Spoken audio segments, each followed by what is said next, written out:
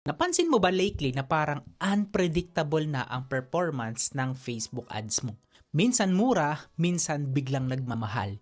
Yung dating strategy na ginagawa mo ay hindi na gumagana. That's because Meta just changed how ads really work. And the system running your ads right now is no longer the old one. It's powered by Meta Andromeda. In this video, I'll break down kung paano itong system na to, bakit siya importante na malaman mo bilang isang business owners na gumagamit ng Facebook ads, and how you can actually use it to your own advantage. Pag-usapan natin yung 3 main point. Number 1, what is Meta Andromeda? Importante na maintindihan mo to. Andromeda is the Meta's new AI-powered retrieval engine. Siya yung nagde-decide kung aling ads ang ipapakita dun sa mga right people at sa tamang oras.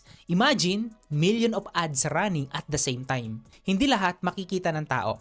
Andromeda filters everything and only shows what people will likely engage with.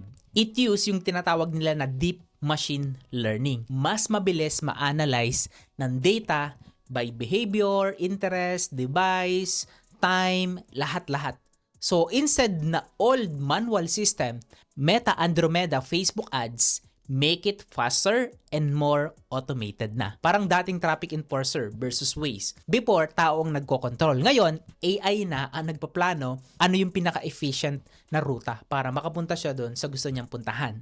So Andromeda is the brain of your Facebook ads. Kung maganda ang creatives mo at maayos din yung data mo, the system will reward you with cheaper and better ads. Number 2, how it works behind the scene. Paano ba nag-work ito behind the scene, Coach J?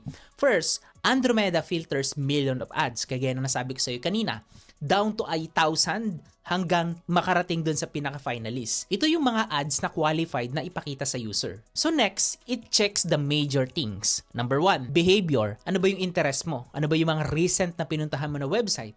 Number 2, creative. Ano bang ad yung appealing sa'yo? Number 3, context. Anong oras, anong device, at anong placement.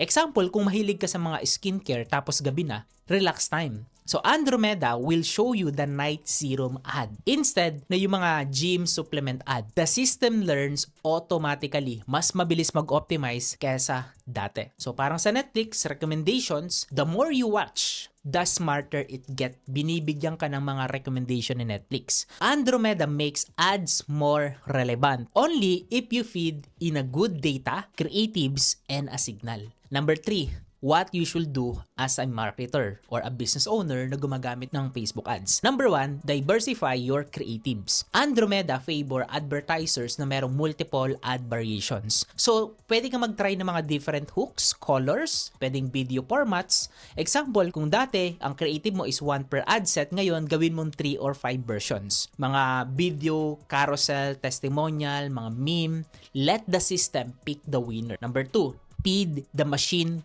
clean data. So paano to? Kung familiar ka sa Pixel, importante to sa Facebook ads. You need to install Pixel dun sa website mo. Set the conversion events and use real lead or purchase data. Kasi kung pangit yung data na ibibigay mo, Andromeda can't match your ideal buyers. Parang AI assistant. Kung mali-mali yung binibigay mo na instructions or data, mali din yung binibigay sa'yo ng AI. Number 3, you need to monitor and adapt fast. The system change quickly on Facebook ads. So dapat flexible ka rin na mag-adjust. I-check mo yung mga daily results mo during the first 3 days, i-pause mo, or i-kill mo na yung mga low performers na ads mo and scale the winners fast. Kailangan mabilis ka.